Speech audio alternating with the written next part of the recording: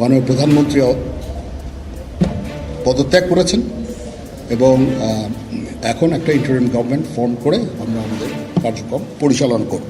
We don't want a military government. What we need is a civilians charter. We need a civilians government, and we are going to ensure it.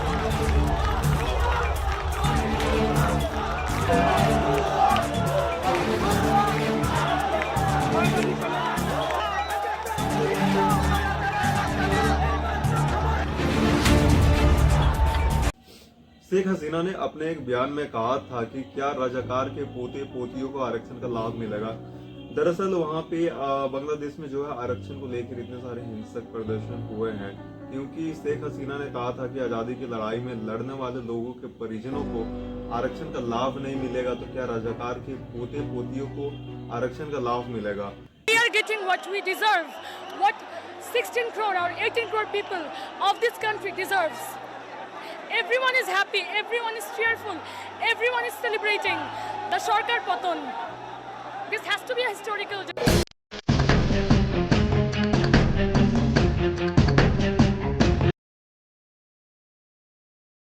इसी की वजह से बांग्लादेश में आज बहुत ही ज्यादा हिंसक प्रदर्शन हो गए हैं और वहां की जो प्रधानमंत्री थी उन्होंने देश छोड़ दिया।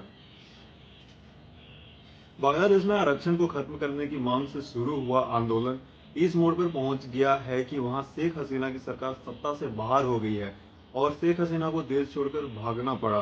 अब स्थिति यह है कि बांग्लादेश में कानून व्यवस्था पूरी तरह से ध्वस्त है। बांग्लादेश में उपद्रवियों बिना किसी डर के अवामी लोग के नेताओं और विभिन्न प्रतिष्ठानों को निशाना बना रहे हैं। इस पूरे बवाल के बीच रजाकार नामक शब्द की बहुत चर्चा है। तो चलिए जानते हैं आखिर रजाकार होता क्या है। शेख हसीना के एक बयान में भड़काई विरोध की चिंगारी। आरक्षण विरोधी आंदोलन के दौरान बांग्लादेश के विश्वविद्यालयों में रजाकारों के समर्थन में खूब नारे लगे। दरअसल शेख हसीना ने अपने एक बयान में आरक्षण के विरोध में जारी हिंसक प्रदर्शनों पर नाराजगी जताते हुए कहा था कि बांग्लादेश की आजादी की लड़ाई लड़ने वाले लोगों के परिजनों को आरक्षण नहीं मिलेगा, तो क्या रजाकार के पोते पोतियों को आरक्षण मिलेगा। शेख हसीना ने यह भी कहा कि जो लोग आजादी की लड़ाई लड़ने वाले लोगों या उनके रिश्तेदारों को मिलने वाले आरक्षण का विरोध कर रहे हैं वो रजाकार हैं। शायद शेख हसीना को इस बात का अंदाजा नहीं था कि प्रदर्शनकारियों को रजाकार कह देने से विरोध प्रदर्शन इतने हिंसक हो जाएंगे कि पूरा बांग्लादेश सुलग उठेगा। शेख हसीना के इस बयान से लोग इतने नाराज हो गए कि विरोध प्रदर्शन के दौरान मैं कौन, तुम कौन, रजाकार रजाकार जैसे नारे लगने लगे। एक समय बांग्लादेश में गलत समझे जाने वाले रजाकार आज बांग्लादेश में चर्चित नाम बन गए हैं। तो आइए जानते हैं कि कौन थे रजाकार और बांग्लादेश के इतिहास में क्या थी इनकी भूमिका। साल 1971 में जब बांग्लादेश की आजादी की लड़ाई चल रही थी तो तत्कालीन पूर्वी पाकिस्तान में रजाकार नाम की एक क्रूर सेना पाकिस्तान द्वारा गठित की गई थी।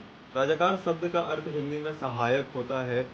रजाकार पाकिस्तान समर्थक थे और पाकिस्तान की सेना के साथ रजाकारों ने विद्रोह को दबाने की कोशिश की थी। रजाकारों ने पाकिस्तानी सेना के जासूसों के तौर पर भी काम किया। इस दौरान रजाकारों ने बांग्लादेश मुक्ति युद्ध के दौरान बांग्लादेश के नागरिकों पर खूब जुल्म किए। वही इसी वजह से कि बांग्लादेश में रजाकार को अपमानजनक शब्द माना जाता था और बांग्लादेश में देशद्रोही और हिंसक प्रवृत्ति के लोगों के लिए रजाकार शब्द का इस्तेमाल कर उन्हें अपमानित किया जाता था।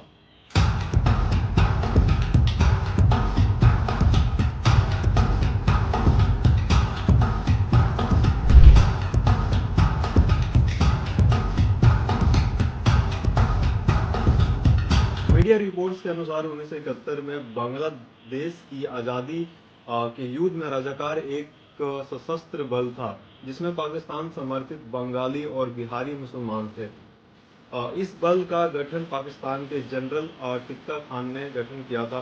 पाकिस्तान की सेना ने जब बांग्लादेशियों पर जुल्म ढाए तो ऐसा कहा जाता है कि रजाकारों ने भी पाकिस्तान की सेना का साथ दिया था। रजाकारों में उर्दू बोलने वाले बिहारी मुस्लिम को संख्या ज़्यादा थी और जमात ए इस्लामी, अल बद्र और अल शम्स जैसे संगठनों रजाकारों के संगठन माने जाते हैं। साल 2019 में बांग्लादेश की सरकार ने 10,789 रजाकारों के नाम प्रकाशित किए थे, जिन्हें बांग्लादेश की लड़ाई के दौरान पाकिस्तान का साथ दिया था। जमात इस्लामी के नेता AKM यूसुफ जीसस रजाकार फोर्स का संस्थापक भी माना जाता है। उसे साल 2013 में मानवता के खिलाफ अपराध मामले में गिरफ्तार किया गया था और साल 2014 के हिरासत में ही दिल का दौरा पड़ने से उसकी मौत हो गई थी। बांग्लादेश में आरक्षण के विरोध में शुरू हुई थी हिंसा। बता दें कि बांग्लादेश में आरक्षण व्यवस्था के तहत 30% आरक्षण उन लोगों के परिजनों और रिश्तेदारों को मिला हुआ था जिन्होंने बांग्लादेश की आज़ादी के लिए और रजाकारों और पाकिस्तान की सेना के खिलाफ लड़ाई लड़ी थी।